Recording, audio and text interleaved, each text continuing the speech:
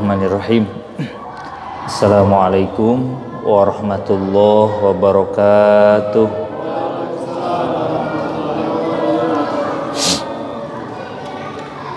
Ila hadratin Nabil Mustafa Rasulillah sallallahu alaihi wasallam wa ala alihi wa azwajihi wa zurriyyatihi wa ahli baitihi al-kiram. Thumma ila arwahi abaihi wa ihwanihi minal anbiya wal mursalin wal malaikatil muqarrabin susan Adam wa Hawa alaihissalam wa ila ruhin nabiillah Nuhin najil Ibrahim khalillah Musa karimillah wa Isa ruhillah. Thumma ila arwahil muhajirin wal muhajirat wal ansariyin wal ansariyat susan sadatina Abi Bakrin wa Umar wa Uthman wa Ali wa ala bakiyati sahabati Rasulillahi ajmain.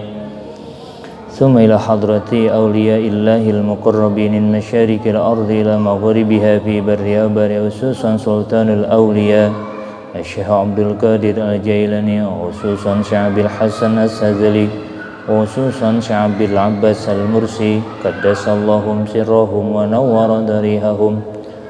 وإلى رأي جميع المصنفين الذين تعلمنا وعلمنا مؤلفاتهم ثم إلى رأي مشايخنا وشيخ مشايخنا وأساتذة خصوصا إلى الروح أستاذنا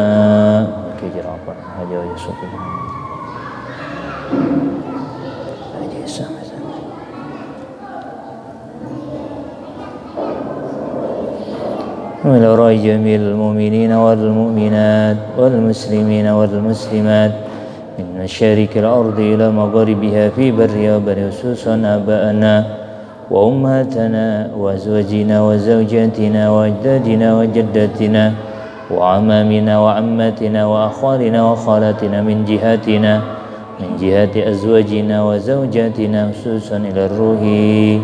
Silakan disebutkan ahlul kuburnya masing-masing.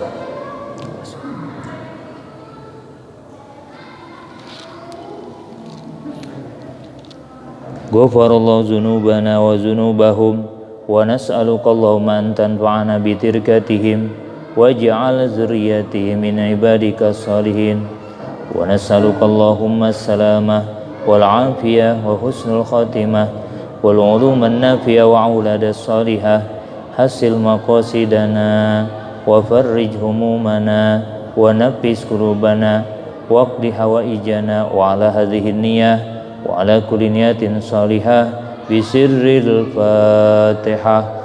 A'udzu billahi minasy syaithanir rajim. Bismillahirrahmanirrahim. Alhamdulillahi rabbil alamin arrahmanir rahim maliki yaumiddin iyyaka na'budu wa iyyaka nasta'in ihdinas siratal mustaqim صراط الذين أنعمت عليهم غير المغضوب عليهم ولا الضالين. Innal hamdalillah wa syukran ala nikmatillah. Allahumma salli wa sallim wa barik ala sayyidina Muhammadin wa ala alihi wa sahbihi wa zurriyatihi ajma'in. Amma ba'du. Rabbi shrah li sadri wa yassir li amri wahlul 'uqdatam min lisani yafqahu qawli. Rabbi zidna ilma warzuqna fahma wa alhiqna bis sholihin. Rabbana la ilma lana illa ma 'allamtana innaka antal alimul hakim wa tub 'alaina innaka antat tawwabur rahim.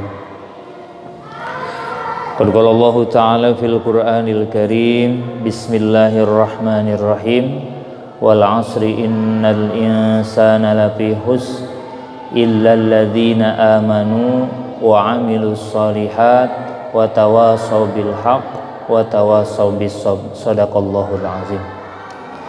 Qala Nabi sallallahu alaihi wasallam wa ala alihi wa ashabihi may yuridillahu bihi khairan yufaqihu fiddin. Al-hadis.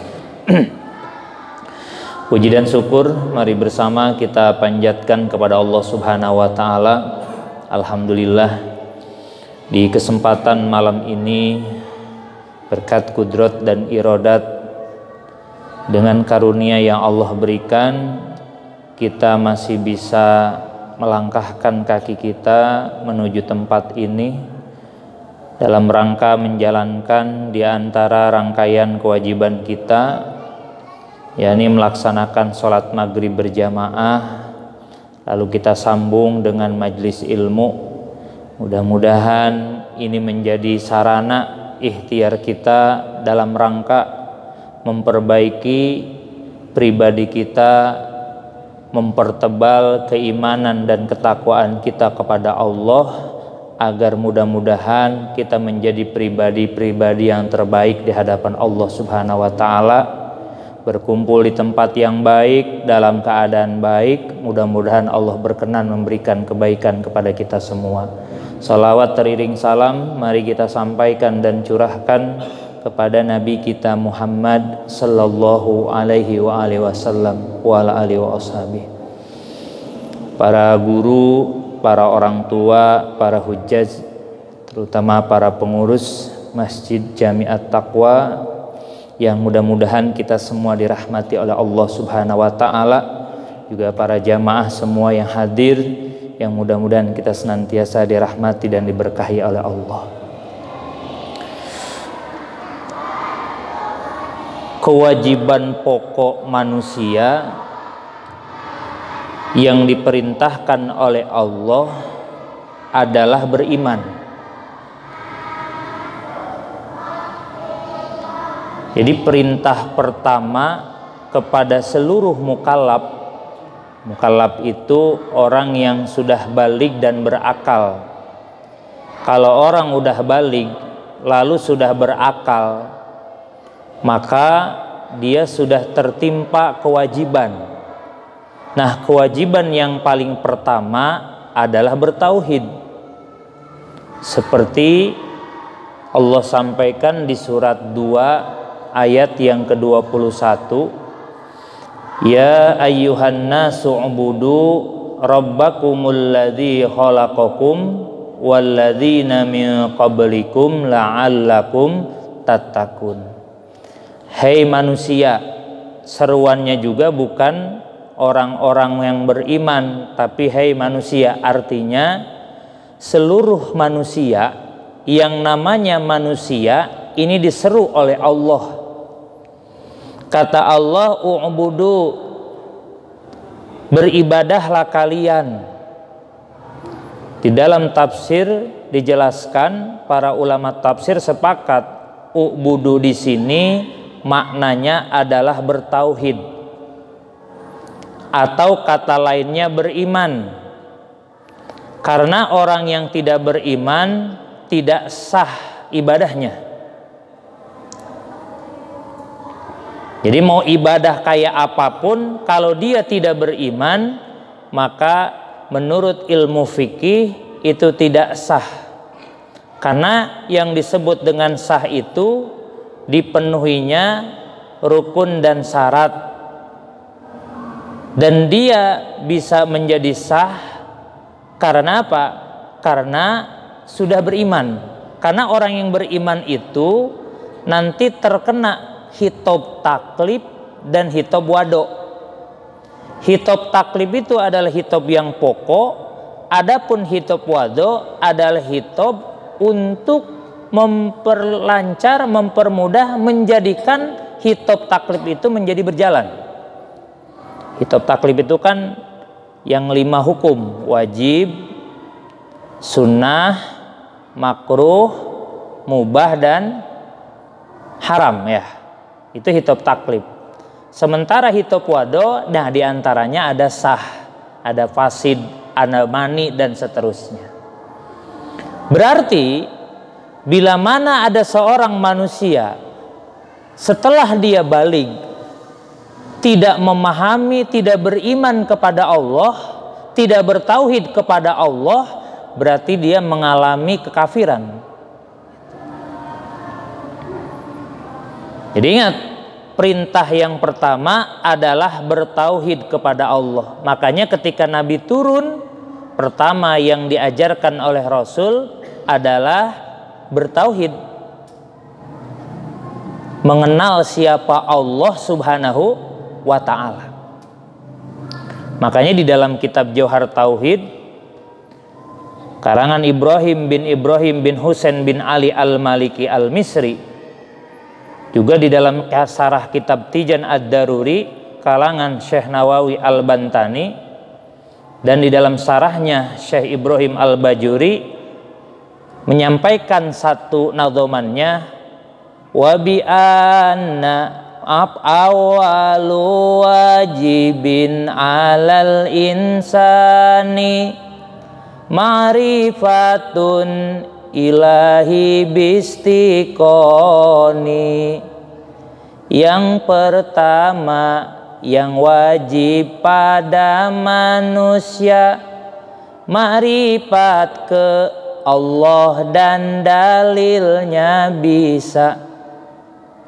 Oleh para ulama tauhid mengawali kitab-kitab tauhidnya disampaikan nadhoman ini karena memang kewajiban pertama kepada manusia adalah bertauhid atau beriman kepada Allah Subhanahu wa ta'ala.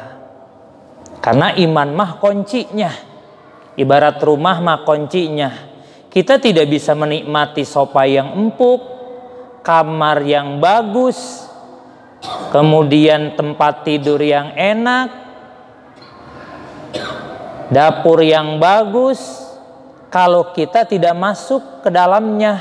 Dan cara masuk ke dalamnya lewat pintu.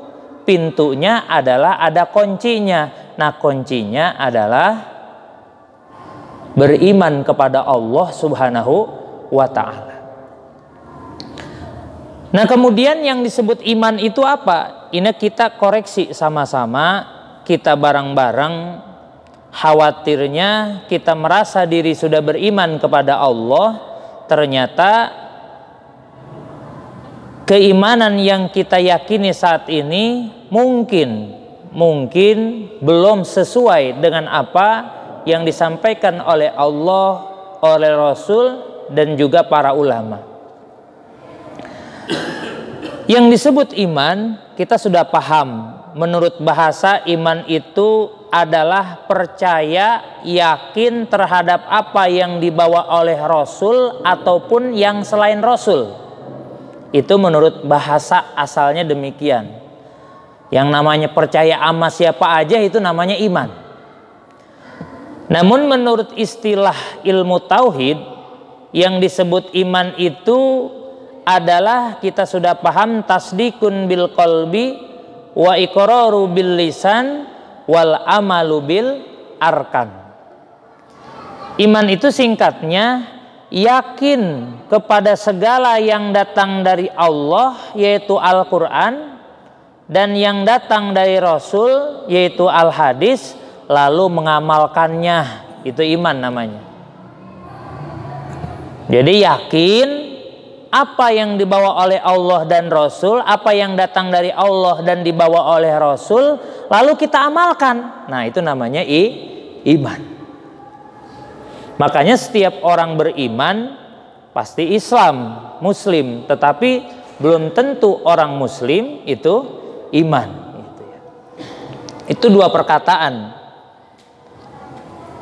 Yang dibedakan ketika malaikat Jibril bertanya tentang iman, Islam, dan ihsan, Nabi ngejawabnya beda. Tidak sama definisi iman, Islam, dan juga ihsan, tidak sama. Bahkan di ayat Al-Quran pun Allah menyatakan demikian. Ketika ada orang Badui datang kepada Nabi, aku iman kepadamu, kata Nabi, belum, kamu hanya tunduk. aslamna, kamu hanya tunduk tapi belum beriman. Artinya kata-kata bahasa iman dan Islam ini berbeda. Kalau disamakan iman dan Islam ini, iman ini statusnya lebih tinggi derajatnya daripada Islam. Nah, makanya kita di sini sama-sama ingin mengoreksi keimanan kita, agar khusus saya yang menyampaikan, juga para jamaah yang mendengarkan, mudah-mudahan dapat mengevaluasi, mengoreksi, kemudian kita upayakan agar bagaimana iman yang kita miliki ini sesuai yang konsep Allah sampaikan dalam Al-Quran dan Nabi sampaikan dalam hadis. Nah, untuk mudahnya kita lihat di surat yang ke-8, surat Al-Anfal ayat yang nomor 2. Ini kita koreksi iman kita dengan mengetahui cirinya, supaya kita gampang lah. Kalau ciri mah kan gampang ngebedainnya ya. Dengan ciri nanti kita tahu. Nah, di dalam surat Al-Anfal ayat yang kedua, Allah menyatakan, innamal mu'minuna alladzina idza dzukirallah wajilat qulubuhum. Sesungguhnya orang-orang yang beriman adalah, siapa mereka orang beriman? Alladzina, mereka orang-orang, idza dzukirallah, apabila disebut nama Allah, wajilat qulubuhum, hatinya bergetar. Ini kan ayat asbabun nuzulnya ketika orang-orang munafik disampaikan oleh Nabi tentang ayat Allah, ancaman Allah, janji Allah, tapi tidak berpengaruh sedikit pun kepada orang-orang munafik ini. Nggak ada perubahan, nggak ada efek yang ditimbulkan dari apa-apa yang disampaikan oleh Rasul kepada mereka. Sehingga Allah menurunkan, karena memang orang beriman itu cirinya pertama, idza dzukirallah wajilat qulubuhum. Berarti kalau tidak ngaruh, maka orang-orang itu belum termasuk orang beriman. Namanya iman munafik namanya. Tahu munafik kan, Pak? Yang mukanya ada dua. Di depan iya, tapi buktinya kagak gitu ya. Iman sama Nabi di Madinah pengen mendapat fasilitas doang. Gilan disuruh perang kagak mau, disuruh jihad kagak mau, suruh sholat geh wa antum kusala, kata Allah juga dia mah males-malesan sholatnya geh. Dirinya geh sedirinya aja, yang penting sholat. Mau bener mau kagak yang penting sholat. Dapat perlindungan dari orang Islam, dipelihara diri harta dan keturunannya oleh orang Islam, ingin dapat fasilitas doang. Itu orang munafik kayak begitu. Nah, maka turunlah ayat ini. Orang beriman yang sebenarnya, bila mana disebutkan nama-nama Allah, hatinya bergetar. Jadi kalau nama Allah disebutin itu bergetar, Pak. Sayyidina Ali itu menurut riwayat, kalau beliau mendengar azan, mendengar panggilan azan, maka mukanya pucat, keringatnya keluar, bahkan tidak sedikit Sayyidina Ali itu tersungkur sujud mendengar nama-nama Allah yang dipanggil melalui azan. Tinggal bandingin sama kita. Kita kalau ngedengar azan kayak begitu kagak, Pak? Nah, jangan dulu ayat Quran, dah ajan yang paling serem nah. Yang udah jelas hayya 'alas shalah, yuk salat. Ngapain salat? Hayya 'alal falah, buat supaya menang. Ayo, pengen menang dalam rumah tangga, pengen menang dalam berbisnis, paling menang ingin menang dalam bersosialisasi dengan kawan, sahabat, tetangga, pengen akur sama semuanya, pengen jadi pemenang terus, sholat. Karena di dalam hulaso itu, Pak, dalam tarikh Nabi, panggilan azan ini dimimpikan oleh para sahabat.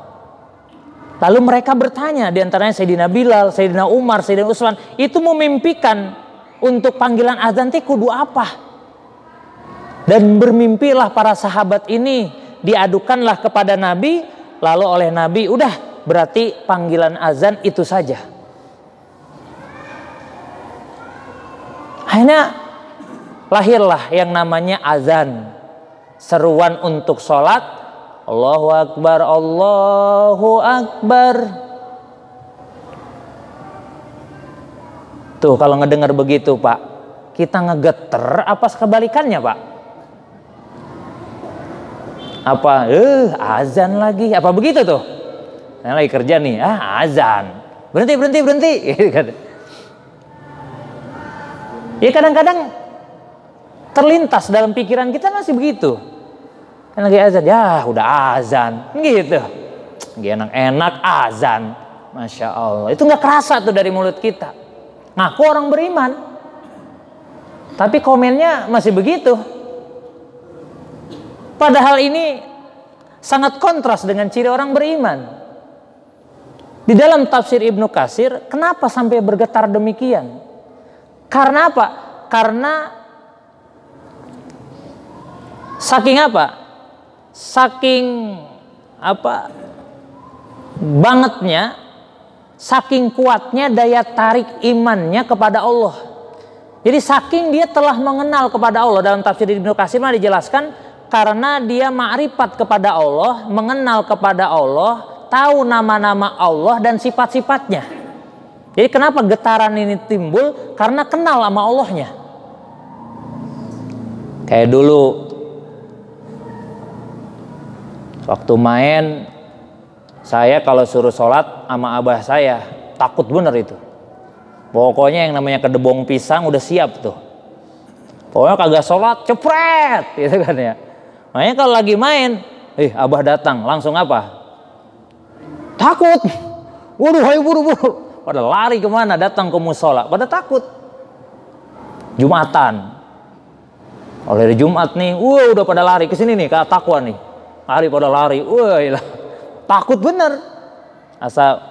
Padahal mah nggak ada. Abah saya nggak ada. Cuman kata teman, abah lu datang, langsung lari ke Taqwa sholat Jumat. Kenapa? Karena kenal sama bapak saya kenal. Kalau saya kagak sholat pasti diapain? Udah siap-siap aja pokoknya kedebong pisang. Atau pas pulang, waduh, habis pokoknya dilelep-lelepin. Kalau kagak sholat. Bapak saya masih hidup, tanyain. Kalau nggak percaya. Emang dulu kan orang dulu pada begitu Pak. Pokoknya kalau kagak sholat ditaliin pokoknya.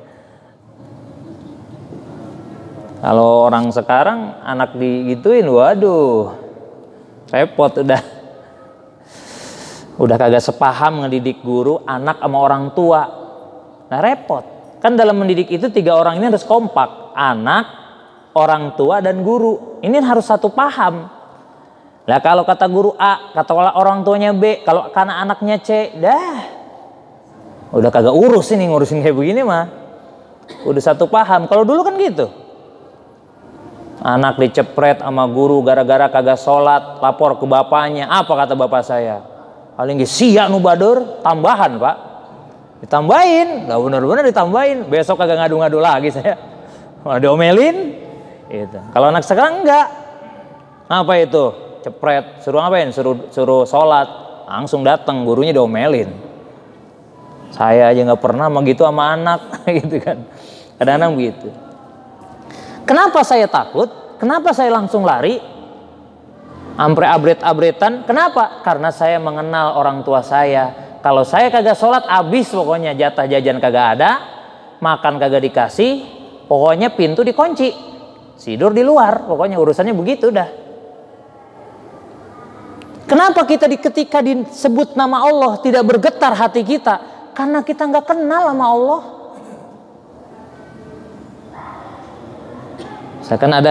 Misalkan ada presiden lewat. Kalau presiden lewat Pak, kalau kenal sama presiden kira-kira gimana Pak? Presiden lewat depan kita nih. Kalau kita kenal sama presiden, apa Pak yang kita lakuin? Ngomong apa Pak? Lah pasti kita diri, hormat, salaman. Bahkan ibu-ibu pengen selfie. Pak, selfie Pak, gitu kan. Kayak kita, guru mulia kita, para habaib beliau, kan kita pengen cium tangan, pengen ketemu kan gitu kan, pengen dapat berkah. Karena kita kenal. Teman kita, kenapa lu duduk aja? Emang ngapain? Itu ada presiden datang. Gua kenal. Jadi kalau kagak kenal mah siapa nggak kenal saya? Karena kita nggak kenal, maka ketika datang tidak ada reaksi yang ditimbulkan. Makanya ilmu tauhid itu mengajarkan kita agar kita kenal sama Allah. Biar kenal sama Allah. Satu, biar kenal sama nama-namanya. Kata Allah dalam Al-Quran, walillahil asmaul husna, demi nama-nama Allah yang baik. Pad'u, berdoalah kalian biha dengan asmaul husna, maka aku akan mengijabah doa-doa kalian. Kenali Allah dengan nama-namanya. Ada berapa nama-namanya, Pak? Ada 99. Apa saja, Pak? Banyak pokoknya. Ya Allah, ya Rahman, ya Rahim, ya Malik, dan seterusnya. Contoh, nama Allah pertama ya Rahman. Ya Rahman itu artinya apa, Pak? Maha pengasih, maha penyayang. Allah sayang banget sama kita, Pak. Allah mau orang beriman, mau kagak dikasih nikmat sama Allah. Makanya kan sering saya urang-urang. Kata Syekh Mu'ad bin Yahya itu dalam kitab tasawufnya dikatakan, man aropa nafsi aropa robbi. Barang siapa yang mengenal dirinya, dia akan mengenal Allah. Allah itu sayang sama kita, Pak. Masih sering saya ulang-ulang, nih Allah ngasih kita napas, kita nggak pernah bayar. Kalau bayar, Pak, sering kan saya hitung-hitungin berapa juta kita kudu bayar oksigen tuh. Kalau bapak kehabisan napas terus beli oksigen, berapa duit itu di dokter beli oksigen? Benar nggak, Pak? Kalau satu tabung aja 500.000, ya misalkan kepake 2 minggu, kalau kita pakai terus gitu ya, berarti sebulan 1 juta. Kalau setahun 12 juta. Bapak umurnya sekarang berapa, Pak? Berapa? 17 tahun mulu pengennya. Umur gocap aja. Kali itu 12 juta kali 5 berapa? Itu baru apa doang tuh? Oksigen. Belum Allah ngasih ginjal. Teman saya tuh 12 tahun gagal ginjal. Yang sebarang nama dia udah mati semua, Pak, udah lewat. Udah meninggal semua itu. Dia kan cuci darah tuh dari mulai sebulan sekali sampai sekarang seminggu 3 kali. 1 kali cuci 600.000. 3 kali berapa itu? 6 kali 3 berapa duit? 18.800.000 seminggu kali sebulan. Tadi oksigen, sekarang tambah ginjal. Berapa duit itu? Sampai udah dari sini udah kagak bisa, dari sini nggak bisa, sini nggak bisa, sini udah nggak bisa. Sekarang di sini. Ini tuh yang cuci darahnya nih. Sampai pingsan kalau cuci darah tuh, masya Allah. Saya kemarin terakhir nemenin beliau di Grand Wisata Sitorang Tangerang, dirujuk ke sana. Gara-garanya dia pengen ngelihat anaknya di pesantren, karena udah tahun-tahunan nggak ngelihat anaknya. Karena kan kesehatannya. Langsung dibawa ke Tasik, ngelihat anaknya, pulang langsung masuk rumah sakit. Ke ICU lagi langsung. Kagak sadar. Saya bilang ke lakinya, saya bilang, Bang Haji jangan dibawa lah, dia anaknya sendiri, masa kita. Itu sampai begitu, itu udah 12 tahun, Pak. Itu awet banget umurnya. Yang seumuran sama dia kata lakinya, ini kalau berobat ke Tangerang ke sini nih. Ini yang seangkatan dia nih 5 tahun lewat. 5 tahun lewat. Udah pada mati itu yang seangkatan sama dia. Tinggal dia doang tuh. Umurnya masih panjang. Sampai sekarang alhamdulillah. Saya belajar banget dari beliau tuh, masya Allah, sabar banget. 12 tahun. Udah kagak bisa ditidurin, Pak. Sampai masya Allah, Pak. Beliau ya memang istrinya santri, ya teman saya juga. Jadi pengen juga melaksanakan tugas sebagai istri. Dia kalau pengen berhubungan sama suaminya harus suntik hormon. Kalau nggak suntik hormon nggak bisa. Sekali suntik hormon dipakai ngedrop langsung, Pak, cuci darah lagi. Makanya kalau bininya masih sehat, Pak, pakai aja terus. Lah iya. Nanti kalau keburu kayak begitu, nauzubillah kita. Bener, dia sendiri bilang ke saya, Bang. Manggilnya ke saya kan abang, karena emang adik kelas saya. Gue ini pengen ngelayanin suami, cuman udah nggak bisa. Suntik hormon, sekali suntik ngedrop lagi katanya. Kalau dipakai ngedrop katanya gitu. Tuh lu mah, udah izinin aja nikah lagi. Lo jangan katanya. Lakinya saya bilang, emang nggak diizinin nikah? Kagak katanya. Makanya dia mau suntik hormon, pengen ngelayanin saya. Tuh Pak, sayang nggak Allah sama kita. Itu baru ginjal tuh, belum paru-paru, masang ring berapa duit? Jantung, buat jantung ya, jantung itu. Berapa duit masang ring? Kalau jantung kita menyempit, udah satu masang lagi satu lagi. Masang lagi berapa duit itu? Jantung, belum paru-paru, belum hati. Kemarin saya punya teman orang tuanya kena liver, nggak bisa makan, muntah lagi karena livernya kena, hatinya kena. Tuh Bapak sekarang, napas enak gak Pak? Enak. Makan dipantang nggak? Apa aja masuk, ya kan ya. Hati sehat, buktinya masih enak makan. Tuh kudunya teh bersyukur. Itu baru itu, belum yang lain-lain Pak. Belum mata, belum hidung, belum kuping, belum jantung, belum paru-paru, belum usus, belum lambung, belum saraf. Coba saraf kalau udah kena, Masya Allah, ngeglesek dikit juga saraf mah, udah. Itu dipikirkan betapa Allah maha sayangnya dan kasihnya kepada kita. Cuman kita masih menganggap nikmat itu kalau punya rumahnya bagus, kendaraannya bagus, rezekinya banyak, istri cakep, solehah, anak pada nurut semua sama kita. Nah itu baru rezeki, itu bersyukur tuh kudunya. Kita mah nganggapnya gitu doang kalau nikmat teh. Itu sehat gak pernah dipikirin itu. Padahal sehat itu yang paling utama. Coba Pak, kalau kita sehat makan ikan asin juga enak gak Pak? Udah. Makan nasi liwet, ikan asin, sambal pete, ampun, Masya Allah. Udah jangan dibayangin udah pokoknya. Gara-gara apa tuh? Sehat. Apa aja enak. Coba kalau udah sakit gigi, jangan jauh-jauh dah, sakit yang parah, sakit gigi aja. Sakit gigi, Masya Allah. Boro-boro yang kita yang nggak pengen, yang gak kita pengen juga, aduh, nggak boleh ngedengar bocah berisik dikit. Apalagi lawan nyeri huntu, ayah tukang karaos, bagi ngambek kayak orang teh, emosi mawaannya kerjaannya. Padahal sakit gigi cuma berapa hari? 3 hari misalkan, sehatnya, Masya Allah, tahunan kita sehat. 3 hari tibang sakit gigi ngerasula mulu. Allah teh nggak sayang sama saya ya. Gigi 3 hari ngerungkuyuk kayak gitu ya.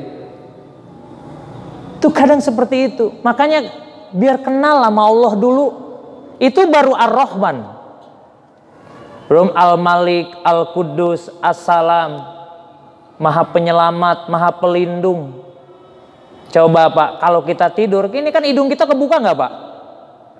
Kebuka. Kuping, pernah Bapak tidur nutupin hidung? Kagak, kata saya, kagak bakal. Terbuka, kuping terbuka. Kadang-kadang mulut juga apa? Mangap gitu kan. Ada yang begitu mulutnya buka. Sementara di sekeliling kita banyak gak binatang-binatang melata itu? Banyak, ada kecoa, ada semut, ada sekarang mau tikus kan, di rumah ya udah kayak apa. Pernah kita bangun tidur kemasukan kecoa ke hidung? Gak pernah rasaan? Ya. Terus kemasukan semut kali kuping kita ini jarang. Mungkin ada yang belum pernah kemasukan, kan gitu ya.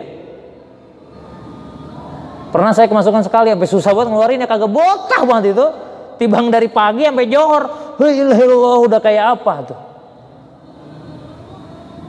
Tuh Allah ngelindungin kita tuh dari hal-hal gitu. Maha penyelamat, Allah maha pelindung. Padahal peluang untuk dimasuki binatang itu banyak, tapi kenapa nggak kayak gitu tuh? Allah ngelindungin kita. Kita udah tidur dilindungi sama Allah. Itu kenali, nah Allah itu dengan nama-namanya, kata musannif, kata ulama tafsir demikian. Lalu apa sifat-sifatnya? Yang jumlahnya ada berapa? Ada 20 sifat dalam Aqaidul Mujmalah, ada 50 yang wajib kita ketahui. Kan dalam aqaid itu ada uluhiyah, ada nabawiyah, ada sam'iyah. Uluhiyah dibagi berapa? Wajib, mustahil. Nabawiyah wajib mustahil jaiz. Nabawiyah wajib mustahil jaiz. Itu harus tahu. Kan bahasa juga di sini kalau lihat tafsirnya dah. Mengetahui beriman kepada Allah, mengetahui aqaid.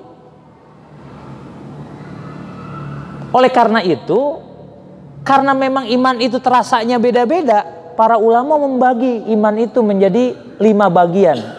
Silakan dilihat di syarahnya Kasifatus Saja karangan Imam Nawawi tentang pembagian iman, karena pada faktanya ternyata ciri-ciri iman itu ada yang punya, ada yang enggak. Nah, di antaranya itu.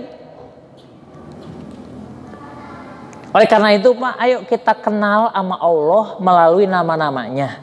Makanya Asmaul Husna itu dikaji.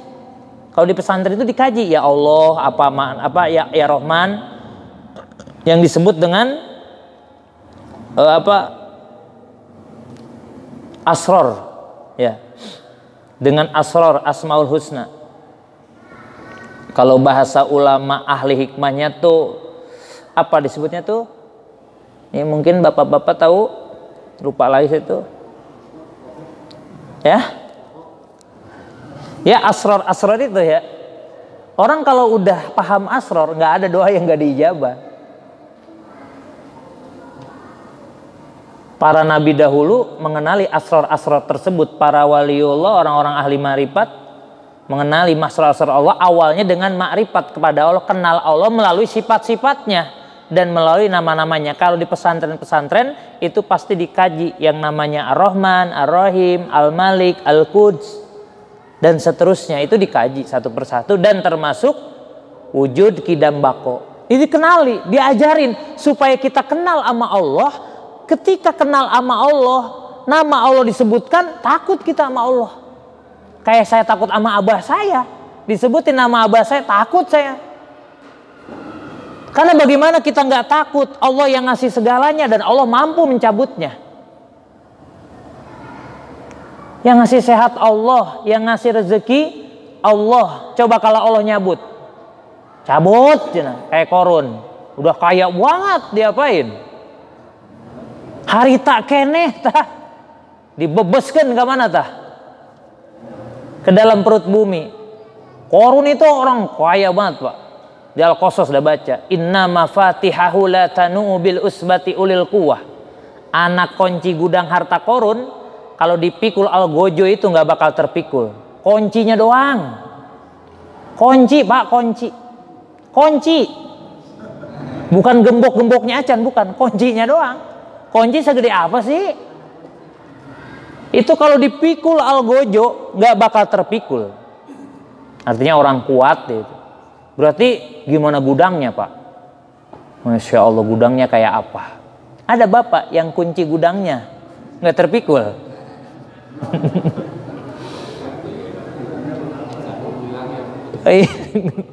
Kita mah satu ge kagak keduman. Ya, ada kunci lemari nih, lemari baju gitu ya. Orang berangkasna gitu boga gitu ya. Ini mah gudang, bukan berangkas lagi, gudang. Oh dulu kan nggak ada bank kan itu ya, gudang simpen emas lagi, emas, jamrut, berlian, wow, segala macam. Tapi apa ketika oleh Nabi Musa dipinta zakat? Apa kata dia? Lah enak baik, ini mah hasil usaha saya. Enak banget, nih saya dagang dari pagi sampai malam, dari mulai setar maghrib sampai subuh saya begadang. Ini tiba-tiba ngadain acara minta-minta. Enak amat sih lo hidup gitu misalkan itu.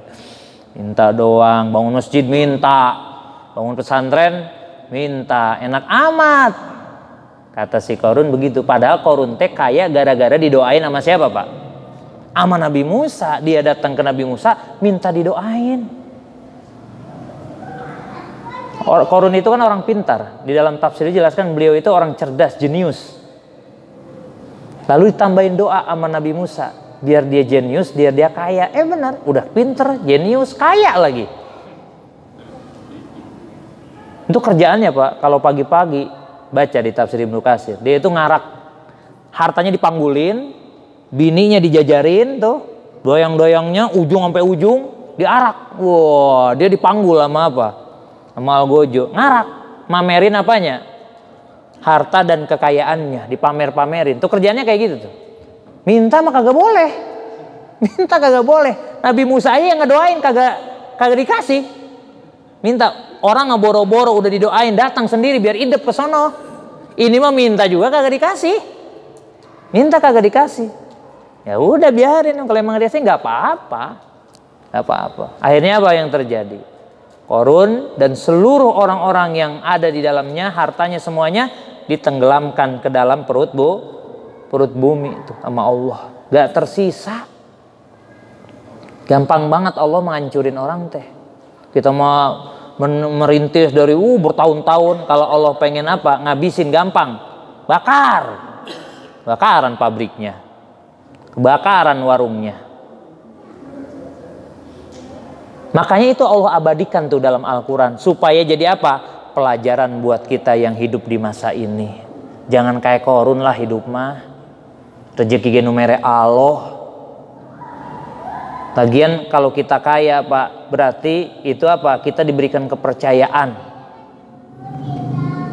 Agar kita apa? Bisa memberikan bantuan kepada orang yang gak mampu, yang gak bisa. Mumpung kaya, mumpung sehat. Mumpung ada peluang, ayo pakai buat ibadah. Karena segala sesuatu itu hanyalah apa? Ujian. Makanya ketika Nabi Sulaiman dikasih rezeki, kata Allah apa? Kata Nabi Sulaiman apa? Hadza min fadli Rabbi. Ini mah karunia dari Allah. Nabi Sulaiman harta, tahta, wanita semua punya Nabi Sulaiman. Setan aja tunduk sama jin, tunduk sama Nabi Sulaiman, takut. Bisa mengerti bahasa binatang. Bisa mengendalikan apa? Angin. Nabi Sulaiman mah. Kita kadang-kadang punya warung tibang 7 cabang udah belagu banget. Kan kata Allah juga disinggung. Kalla innal insana layatgo arro'ahu stagna. Kata Allah, jangan begitu napa? Manusia itu kalau kelihatan udah mampu teh suka belagu. Nah bahasa kasarnya begitu. Kalau bahasa kita ini. Belum punya warung mau berjamaah rajin. Warungnya masih 1 masih rajin. Udah cabang punya 2 punya 3. Ngapa ini kagak ada sholat? Dia takwa ngurusin warung. Yang di sono no. Oh emang udah punya cabang lagi? Udah, makanya kagak keduman sholat maghrib berjamaah. Waduh. Kalau udah maghrib kagak berjamaah, bagaimana johor, asar, maghrib, isya, subuh? Udah kelar pokoknya. Makanya ujian. Makanya kata Nabi Sulaiman apa? Hadza min fadli Rabbi. Ini adalah karunia dari Allah. Punya lapak teh Allah yang ngasih. Punya warung teh Allah yang ngasih. Kata Nabi Sulaiman, lina beluani, Allah mengujiku. Aashkuru, apakah aku orang termasuk yang bersyukur? Au akfur, atau aku termasuk orang yang Nah kuloba warung teh malah rajin sholatna, apa malah naon? Males gitu. Apa ama Allah semakin dekat, apa semakin jauh? Kalau semakin jauh, tadi mah belum punya motor, disamper, ayo sholat, ayo ngaji, ayo. Pas punya motor, pas disamper mana? No, jalan ke depan, naik motor kencang banget, belum pulang kayak gini. Samper ngaji, tahu tadi naik motor kemana ya? Pas parkir sekalinya di masjid hilang motornya. Hilang motornya. Aduh, hilang. Mana belum lunas. Nah, hilang. Musibah, padahal itu yang terbaik kata Allah. Gara-gara dikasih motor, tadinya sholat rajin, jadi males. Disamper ngaji, nggak ada mulu. Nah, kemarin nggak punya motor, mau ngapain? Yang motor kagak ada motornya, mau jalan juga capek. Pas udah motor kenceng mulu kemana-mana. Samper ngaji kagak ada, samper sholat kagak ada. Sama Allah dihilangin. Supaya apa?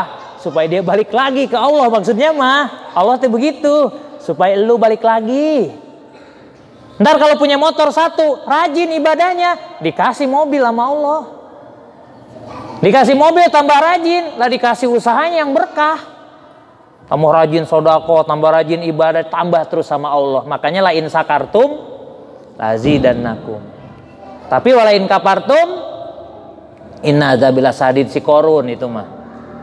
Para Fir'aun, Namrud itu. Jadi melalui ciri orang beriman yang pertama ini, kenapa kita disebut nama Allah tidak bergetar? Karena kita belum mengenal Allah. Oleh karena itu ayo kita belajar duduk di masjid ini, di Majlis Ta'lim ini, kita belajar mengenal Allah. Apalagi kita diajarkan di sini kan ada tauhid nih.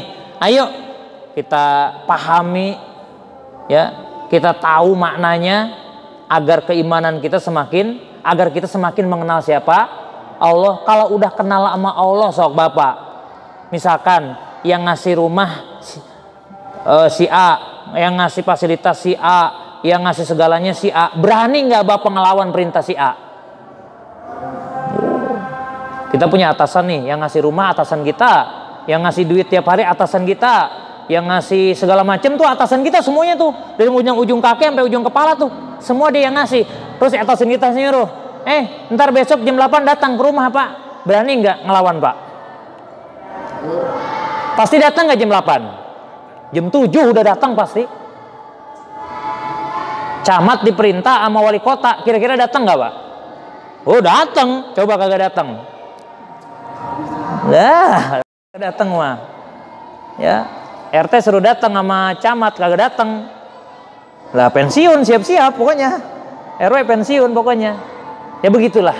Jadi nanti kita takut sama Allah, adanya khosyah, takut kepada Allah karena kita mengenal Allah. Kalau kita nggak kenal sama Allah nggak bakal takut, nggak bakal. Takut pasti kita. Nah, mudah-mudahan melalui pertemuan-pertemuan singkat kita, mudah-mudahan jadi bahan pelajaran, evaluasi. Maka ngaji itu diperhatikan, tiada lain nggak ada bukan, agar pribadi kita menjadi pribadi yang berkualitas di hadapan Allah sehingga kita menjadi baik. Kalau kita baik Pak, rumah tangga kita pasti baik. Kalau rumah tangga baik, kampung juga jadi baik. Kalau kampung baik, pasti negeri ini juga menjadi baik. Kalau udah negeri ini baik, berkah turun pasti insya Allah. Mudah-mudahan apa yang disampaikan bisa bermanfaat. Nanti kita sambung lagi dengan ciri-cirinya, masih ada, dan juga ini belum selesai, nanti kita pahami lagi agar mudah-mudahan khususnya saya menyampaikan dan umumnya para jemaah yang mendengarkan dapat kita pahami, lalu ada support buat kita, motivasi untuk terus bisa mengenal Allah sehingga timbul rasa takut, ya, sehingga ketika rasa takut itu hadir, kita akan mudah menjalankan perintah-perintah Allah Subhanahu wa taala. Kita baca Fatihah di pertemuan kita. Mudah-mudahan kita semuanya hadir. Allah sehatkan jasmani dan rohani kita. Allah terangkan hati dan pikiran kita. Allah mudahkan dalam segala urusan-urusan rumah tangga kita, rumah tangga anak-anak kita yang sudah berumah tangga, urusan pekerjaan kita. Mudah-mudahan diberikan kemudahan oleh Allah Subhanahu wa taala. Ilmu yang disampaikan oleh para guru-guru kita, khususnya buat saya yang menyampaikan, bisa kita amalkan dalam kehidupan sehari-hari. Semakin hari kita menjadi semakin pribadi yang lebih baik lagi. Yang kurang sehat mudah-mudahan diangkat penyakitnya, yang sudah meninggal diampuni dosa-dosanya oleh Allah. Kita yang masih hidup, mudah-mudahan hidup yang sekali ini menjadi satu hidup yang mampu kita isi, kita manfaatkan untuk melakukan hal-hal yang bernilai di hadapan Allah Subhanahu wa taala. Juga tidak lupa kita doakan saudara-saudara kita yang di Palestina yang hari ini sedang mengalami penindasan, penjajahan. Kita doakan terus karena kita mampunya itu, dan yang punya harta silahkan disalurkan untuk saudara-saudara kita di tempat-tempat yang memang akan sampai ke sana.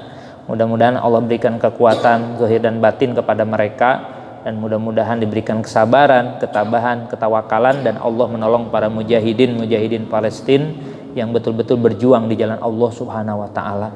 ala hadhihi niyah wa ala kulli niyatin sholihah ila hadratin Nabi Muhammadin sallallahu alaihi wasallam. Nas'aluka Allahumma bi mu'jizatim yassir umurana khususan umura fi hadzal majlis wa khususan umura fi hadzal masjid wa khususan umurul mujahidin fi kulli makan bi sirril Fatihah. A'udzu billahi minasyaitonir rajim. Bismillahirrahmanirrahim.